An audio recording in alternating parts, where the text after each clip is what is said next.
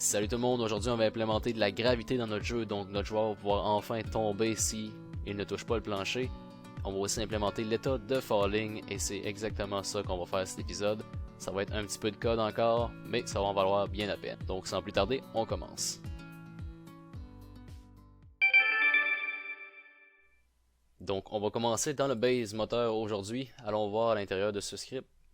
Et ici, on va les déclarer une fonction que je vais appeler public void change state qui prend en paramètre un string state name. Et comme vous avez pu comprendre, dans le fond, c'est la fonction qu'on va appeler quand on va vouloir changer d'état. Et on va juste lui donner lequel nom qu'on veut, lequel nom de la state qu'on veut avoir et ça va nous le changer tout seul. En premier lieu, il faudrait qu'on aille un type du state. En ce moment, on a seulement le nom et avec un nom, on peut pas vraiment faire grand chose. Pour avoir un type en dehors de ce string là, qu'est-ce qu'on va faire, c'est qu'on va écrire system.type et on va déclarer un type que je vais simplement appeler t. Il va être égal à system.type.getType et à l'intérieur de ça, on peut simplement y passer le nom de notre state, donc state name. Donc en ce moment, on a le type qui correspond au nom de l'état qu'on lui donne. Juste en dessous, on va avoir notre état actuel, on va dire destruct. Parce qu'on est sur le point de changer d'état, il faut détruire elle qu'on est couramment en train d'utiliser.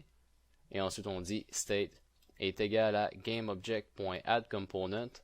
On lui donne le T pour le type. Et aussi on n'oublie pas, on casse en tant que baseState. C'est très important. Faut pas oublier le as baseState. Et ensuite, quand on a un nouvel état, bien sûr, state.construct. Donc c'est tout pour la fonction de changeState. Ensuite, ce que je voulais faire, parce qu'on va implémenter de la gravité aujourd'hui, il faudrait qu'on ait un moyen de savoir si le joueur est sur le plancher ou non. Parce que quand il est sur le plancher, on n'a pas vraiment besoin d'appliquer de la gravité tant que ça. On n'a pas besoin de calculer une vitesse qui continue à augmenter parce que le joueur est en train de tomber. Disons que quand il est sur le plancher, sa vélocité en Y n'augmente pas parce qu'il est stable. Et dans le fond, pour faire ça, il va falloir qu'on sache si le joueur est sur le plancher ou non. Et ça, on peut le savoir en se créant une fonction. Ça va être quand même une grosse fonction, celle-ci. Donc, commençons tout de suite. Public virtual bool grounded. Et ça va nous retourner vrai ou faux si le joueur est bel et bien sur le plancher ou non. On va commencer par me créer un raycast it et ensuite un vector3 ray. Et ces deux choses-là, en fait, le premier, le it, ça va être exactement l'information du plancher qu'on réussit à toucher. Donc un petit peu plus tard, ça va être utile pour aller chercher la normale du plancher, voir si le joueur est sur une côte ou s'il est en train de glisser. Et Vector3 Array, dans le fond, ça va être exactement le rayon dans l'espace 3D. En fait, ça va être l'origine du rayon qu'on va caster dans l'espace 3D. Donc, commençons tout de suite avec le ray du milieu, donc le middle raycast. Et ici, j'ai le goût de dire ray va être égal à, et là on va aller chercher les controllers bounds. Donc ray va être égal à controller.bounds. En fait, c'est un vecteur 3, donc ray va être égal à nouveau vecteur 3. Et on va casser ça à partir du centre du joueur. Donc controller.bounds.center.x. Même chose en dessous pour le y, controller.bounds.center.y. Et encore une fois, pour le Z. Controller.bounds.center.z. Et là, ça va nous donner notre premier rayon. Et juste pour tester, voir un petit peu ce que ça donne, on va se faire un debug.drawRay. Et on va aller drawer ce rayon-là. La direction qu'il va prendre, c'est vers le plancher, donc vector3.down. On va storer l'information dans le it, donc on fait un out it. Et finalement, il faut lui donner une distance qui peut parcourir, une distance maximale pour pas qu'on caste un rayon à l'infini en bas, ça va coûter cher. Donc disons, on va dire 5 pour l'instant, et un petit peu plus tard, on va storer ça dans une variable. Donc maintenant, si on va voir juste in-game, qu'est-ce que ça pourrait donner comme résultat. On a des erreurs ici, donc drawRay ne marche pas. Et on se demande pourquoi dans le fond. Ah oui, parce qu'on fait pas de... Excusez-moi, on va recommencer cette fonction-là. J'étais comme dans l'état qu'on est en train de casser notre ray, mais on le casse pas encore pour l'instant, on fait juste le dessiner. Donc ray vecteur 3 point down. Et ensuite, on va juste simplement y donner une couleur. Donc, je vais lui donner une couleur verte pour l'instant. Peser sur play. Et là, on a une autre erreur où c'est que grounded ne retourne pas une valeur, mais pourtant, il faut qu'il retourne un bool absolument. Donc, pour l'instant, il va retourner false. Et aussi, ce que j'ai oublié de faire, c'est que je ne l'avais pas mis dans aucun update. Donc, je vais venir ici, dans mon player moteur, et je vais appeler moteur. En fait, je vais appeler juste grounded. Tout simplement. Puis ça va être simplement pour tester. On va l'enlever plus tard. Voilà notre joueur. Et à chaque frame, il serait supposé envoyer un rayon vert en dessous de lui. Et voilà, il est exactement juste là. Si je bouge mon joueur, on va le voir un petit peu mieux. Il se déplace avec lui et c'est exactement ça qu'on veut. Donc, ça, on retourne dans notre code et on commence à changer ça un petit peu. Je vais laisser grounded là parce qu'on va avoir besoin de tester encore. Et là, juste en dessous de mon debug.drawRay, je vais caster le rayon pour de vrai cette fois-ci. Donc, if physique.raycast, je donne le rayon paramètre, vecteur 3 point down encore, et ensuite out it pour garder l'information, et une distance qu'il faut lui donner. J'avais dit 3.0 tantôt, je vais garder encore ça. Et ça, c'est seulement s'il touche le plancher. Donc, s'il touche le plancher, qu'est-ce qu'on fait? On va retourner true pour dire que oui, il est bel et bien groundé. Ok. Là, maintenant, on va avoir des petits problèmes par contre. Si on fait play une dernière fois, on va aller voir in-game. Disons que notre joueur est exactement ici. Ça va nous dire que le joueur n'est pas groundé, mais en fait, il peut bel et bien l'être. Il est encore sur le plancher, il touche encore au plancher. Mais le jeu va nous dire qu'il n'est pas groundé, puis là, il va être stocké dans une animation de falling ou dans l'état de falling. Même chose si notre plane est comme ça. Le joueur va être en train de tomber dans notre code et c'est pas ça qu'on veut. C'est pour ça que, qu'est-ce qu'on va faire? C'est qu'on va caster 4 autres points autour de lui, donc un à chacune de ses extrémités. Ici, ici, ici et là. Et s'il n'y en a aucun de ces points-là qui touche au plancher, ben, en fait, on va pouvoir dire que le joueur est bel et bien en train de tomber. Mais pour l'instant, il n'est pas en train de tomber. Donc, on va se déclarer des petites variables ici pour nous aider à calculer ça mieux puis que ça soit un petit peu plus clean. Je vais appeler ça un float y-ray et le y-ray va être exactement la hauteur du joueur. Dans le fond, la hauteur du début du rayon parce que on va tout le temps caster à partir du même y. Donc, pour trouver cette valeur-là, je vais écrire controller.bounds.center.y. Et là, ensuite, je vais faire moins controller.bounds.extent.y. Faire un petit plus 0.3f, juste ici, juste un petit offset. Donc, controller.bounds.center.y moins controller.bounds.extent.y, ça nous donnerait exactement le point du centre ici, en dessous du cube. Et nous, ça se peut que le cube, des fois, ça se peut qu'il rentre juste un petit peu dans le plancher comme ça. Et si notre rayon commence en dessous, ben, il va comme ignorer le plancher. Il va être juste une petite couche en dessous du plancher. Et on va être déclaré en train de tomber. C'est pour ça que j'ai donné un 0.03 de offset par en haut. C'est que j'élève l'origine du rayon un petit peu plus haut que le bas du cube. Donc, si on vient à notre code maintenant, ça c'est bien beau, mais on va aussi se déclarer d'autres variables. Donc, je vais venir enlever le semi-colonne ici, ça va être encore des floats. Fait que je vais venir enlever le point virgule pour une virgule. Et je vais continuer à déclarer des floats que je vais appeler center y, center x, et celui-ci ça va être simplement controller.bounds.center.x. Je mets encore une virgule. Oh, pas de ça. Center en z. Controller.bounds.center.z. Maintenant, extent x. Controller.extent. J'ai la misère à l'écrire. Extent.x. Maintenant, extent en z. Controller.extent en z. Et on ferme ça. Là, j'ai des erreurs parce que je l'ai probablement mal écrit. J'avais simplement oublié de mettre des bounds en avant, donc bounds.extend et bounds.extend. Parfait, donc on va pouvoir changer un petit peu notre vecteur 3 de tantôt ici, puis le cleaner up. Ce que je vais faire, c'est que je vais enlever tout ça à l'intérieur, et on va caster à partir du centre en X, du Y ray, et du centre en Z. Ça va être le rayon du milieu du cube.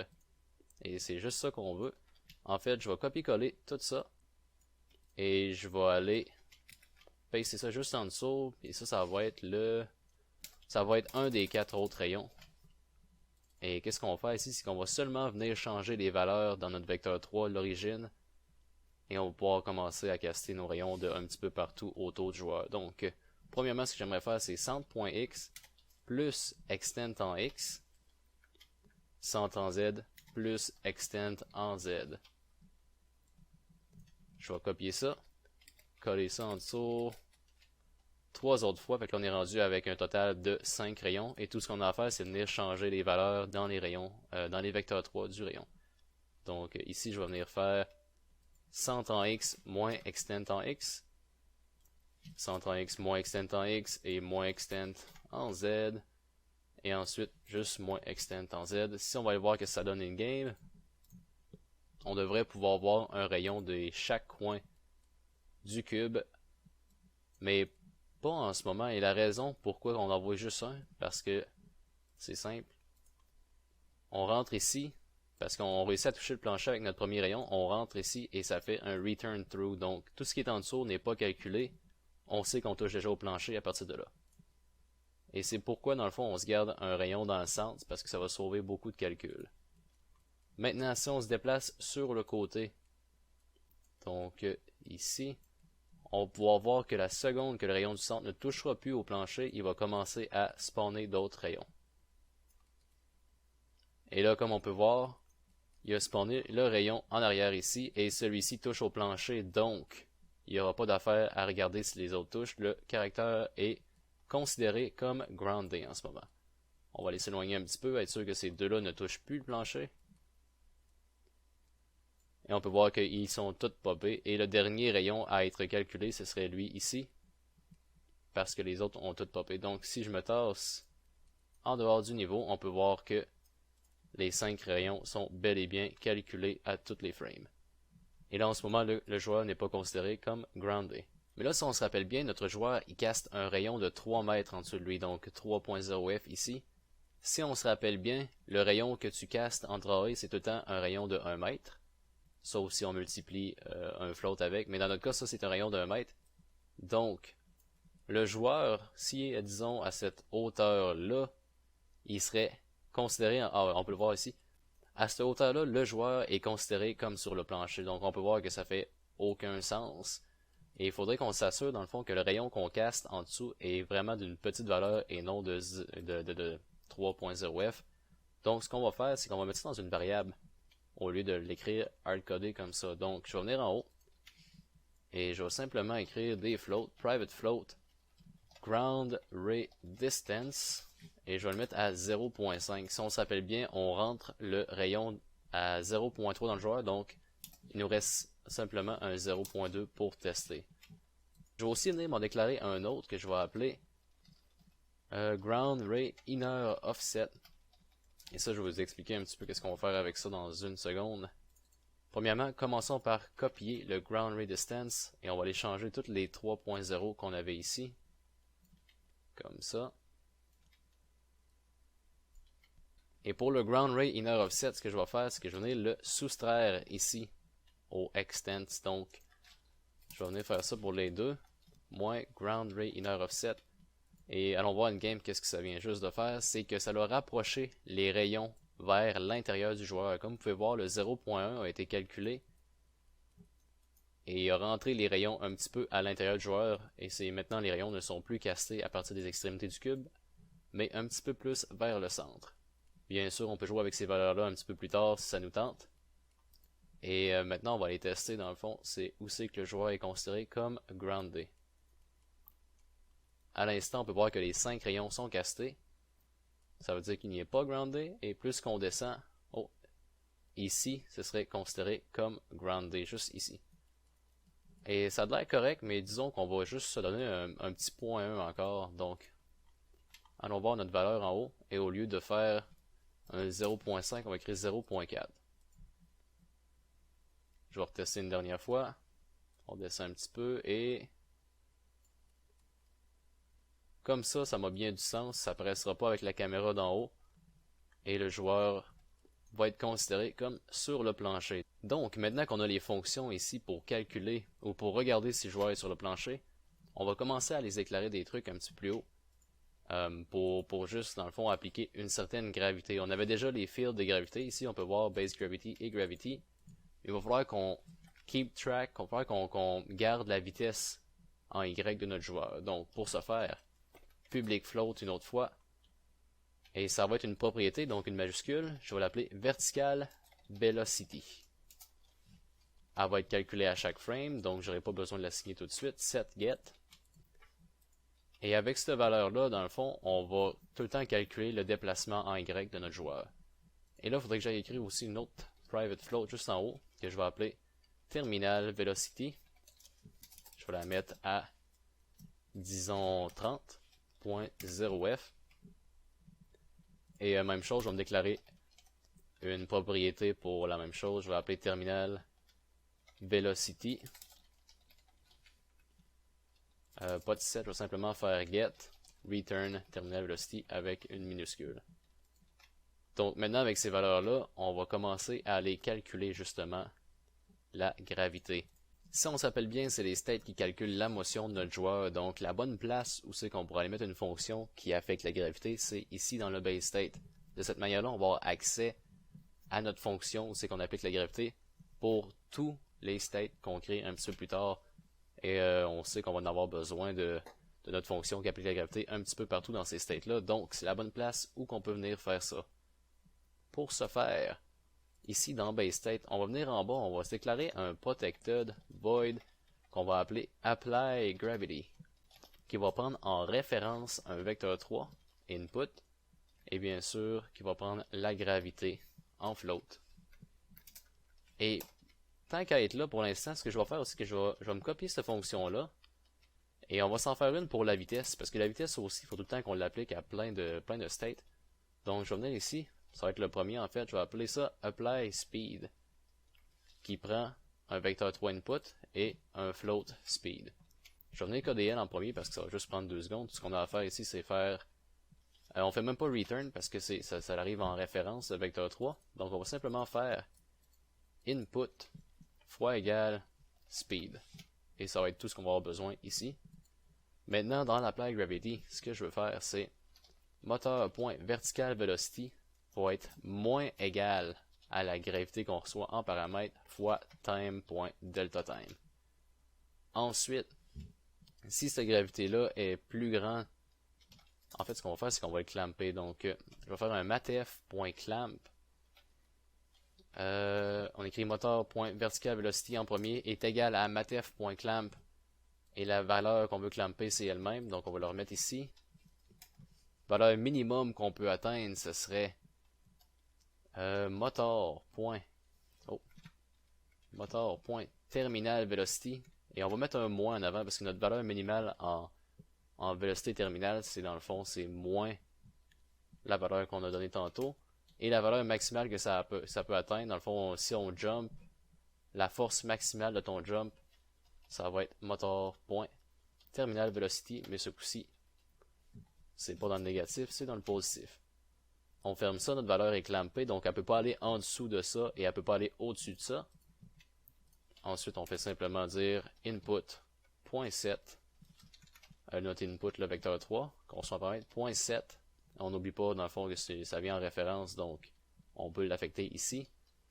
Input.x, moteur.vertical velocity. Et là, j'ai de la misère à écrire à soir. Vertical velocity et aussi input.z. Donc, on fait simplement changer une valeur dans le input vecteur qu'on reçoit et c'est L en Y. Good. Maintenant, la fonction est codée, mais on l'utilise nulle part. Allons commencer par utiliser ça dans le walking state. En fait, on n'appliquera pas la gravité dans le walking state, mais on va venir ici, pareil, on va venir changer le call qu'on avait pour apply speed et on va passer en référence input et le motor.speed. Si ça l'arrête de me donner ça, motor.speed. Comme ça, et ensuite on va retourner l'input. Donc on a changé un petit peu notre process motion de walking pour le cleaner up, je dirais. Ouais, c'est bien beau comme ça. Et enfin, on va retourner dans le jeu, voir s'il y a une erreur. Il n'y a pas l'air d'avoir d'erreur. Et on va enfin créer notre state de falling. Donc, new C# script, falling state. Et dans celle-ci, encore une fois, les states, c'est tout le temps super simple parce qu'on a fait un beau petit système. Tout ce qu'on a à faire, c'est de venir ici en haut. On change le mode behavior pour base state. Et on implémente les fonctions qu'on a besoin d'implémenter ici. Donc, public override process motion. Et on va commencer par appliquer la vitesse, encore une fois. Donc, apply speed. On prend en référence input. On envoie en référence input. Ensuite, motor.speed. Une fois que la vitesse est appliquée, on applique maintenant la gravité. Donc, apply gravity. Et qu'est-ce qu'il prend, lui? Il prend en référence input et simplement motor.gravity. Ensuite, on retourne input et c'est aussi simple que ça pour notre fonction de falling. On va saver, voir s'il y a des erreurs. Il y a des erreurs. Et dans le fond, mon intelligence m'énerve un petit peu. On n'oublie pas qu'input, c'est ça qu'on reçoit en paramètre. Je pense même qu'on devrait le changer, mais on fera ça un petit peu plus tard. OK. Parfait. Maintenant, on pèse sur play. Il se passe rien. Notre joueur est encore en train de flotter. Pourquoi? Parce qu'on n'a jamais regardé comment on fait la transition entre un walking et un falling. Si vous vous rappelez ici, dans notre player moteur, on amasse les inputs, on envoie les inputs à l'état, mais il n'y a comme aucun moyen de regarder si on devrait changer d'état. Donc juste en dessous, ici, avant de bouger, premièrement, on va enlever le câble ici, ça n'a pas rapport. Ça n'a plus rapport, excusez. On va venir en bas ici, on va écrire regarde si on a besoin de changer d'état. Et on va écrire state.transition. Donc, si on s'imagine ça dans notre tête un petit peu de walking state, il n'y a pas de transition de code ici, donc il va falloir qu'on s'en crée une. Public override void transition.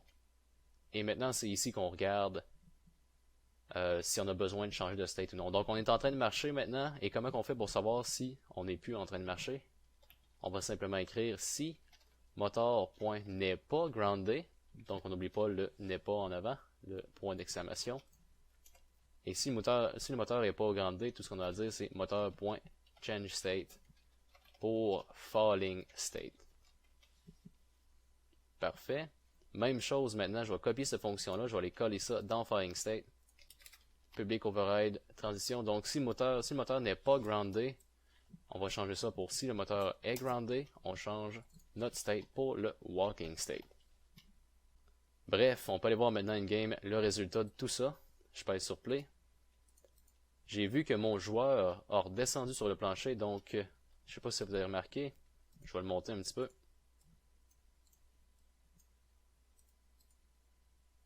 On peut le voir tomber et il atterrit finalement. Si on regarde maintenant dans ces components à droite, on a le player moteur, le character controller et aussi le walking state.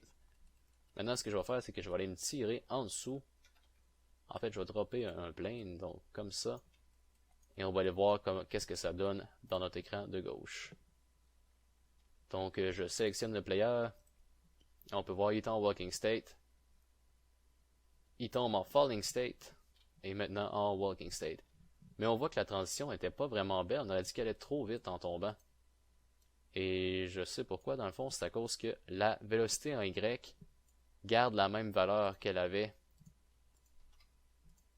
pendant son ancienne state de falling. Donc, il faudrait qu'à chaque fois que le joueur touche le plancher, on remette à zéro la vélocité en Y. Pour ce faire, ça va être super simple. On va aller dans le walking state ici. On va écrire public override construct et au moment qu'on rentre dans le walking state, on va dire motor.vertical velocity va être égal à 0. Donc on va être retombé neutre ici. Et maintenant, si on va tester ça une fois de plus, on a une erreur Je vais voir pourquoi. Donc l'erreur était un petit peu bizarre. Ce qu'on a fait dans le fond, c'est qu'on a pris le construct qu'il y a dans base state et on l'a override. Donc on a effacé tout ce qu'il y avait avant et on l'a changé pour ça.